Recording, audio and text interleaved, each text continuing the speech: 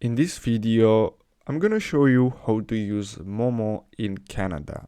So the first step is to simply search for MOOMOO Canada, and then you're gonna have to click on the first link.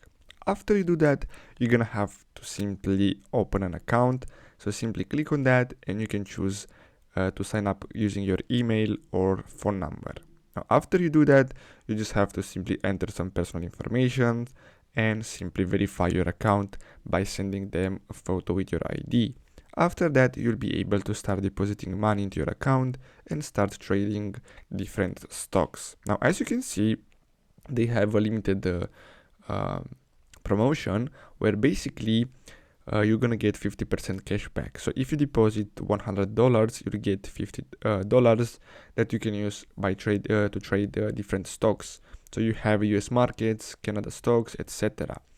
So I really hope you found this video helpful. Thanks for watching, guys.